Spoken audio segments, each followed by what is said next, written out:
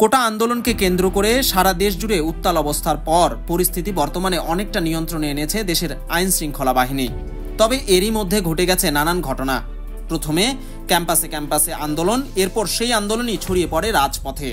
এক পর্যায়ে শুরু হয় দফায় দফায় সংঘর্ষ, যা পরবর্তীতে জনমনে আতঙ্ক সৃষ্টি করে। পরে সারা দেশেই সরকার মোতায়েন করে পুলিশ, র্যাব, বিজিবি ও আনসার বাহিনী। পরিস্থিতি আরও খারাপ পর্যায়ে গেলে মাঠে নেমে আসে সেনাবাহিনীও।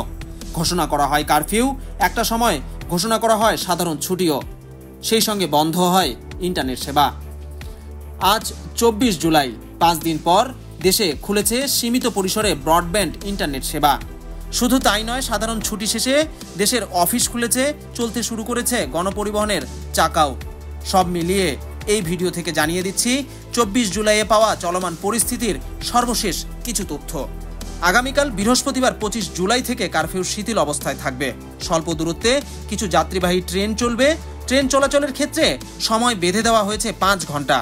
সেই সঙ্গে আগামীকাল ঢাকা নারায়ণগঞ্জ, ঢাকা গাজীপুর এবং ঢাকা টাঙ্গাইল পথের কমিউটার ট্রেনগুলো চলাচল শুরু করবে। এদিকে বুধবার 24 জুলাই সচিবালয়ের স্বরাষ্ট্র মন্ত্রণালয়ে এক বৈঠক শেষে সাংবাদিকদের শিক্ষামন্ত্রী মহিবুল হাসান চৌধুরী নওফেল সার্বিক অবস্থা পর্যবেক্ষণ করা হচ্ছে বলে জানিয়েছেন। তিনি বলেছেন, শিক্ষার্থীদের শতভাগ নিরাপত্তা নিশ্চিত করা ছাড়া শিক্ষা প্রতিষ্ঠান খোলার বিষয়টি এই মুহূর্তে বিবেচনায় রয়েছে। উচ্চ মাধ্যমিক পরীক্ষা চলমান থাকায় উচ্চ মাধ্যমিক পরীক্ষা পুনরায় শুরু করা যেতে পারে, সেই পরিস্থিতিও এখন পর্যবেক্ষণে রয়েছে। অপরদিকে দেশের চলমান পরিস্থিতিতে সীমিত পরিসরে ব্রডব্যান্ড ইন্টারনেট সেবা চালু হলেও এখনও বন্ধ রয়েছে মোবাইল ইন্টারনেট। ফলে গ্রাহকদের বড় একটি অংশ সেবা বঞ্চিত হচ্ছেন।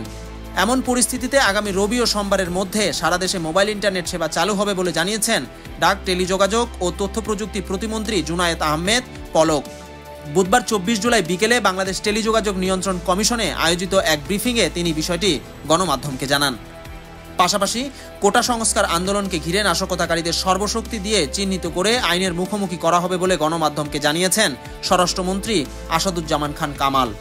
যত তাড়াতাড়ি সম্ভব কারফিউ তুলে দিতে সরকার কাজ করছে বলেও জানিয়েছেন তিনি। বুধবার 24 জুলাই সচিবালয়ে সাম্প্রতিক সহিংসতায় নিহত পুলিশ ও আনসার সদস্যদের পরিবারের কাছে সহায়তার চেক প্রদান অনুষ্ঠানে তিনি একথা বলেন। তাছাড়া ঢাকা মহানগর পুলিশের অতিরিক্ত commissioner Mohammad Harunur Rashid CC camera footage পর্যবেক্ষণ করার কথাও জানিয়েছেন গণমাধ্যমকে।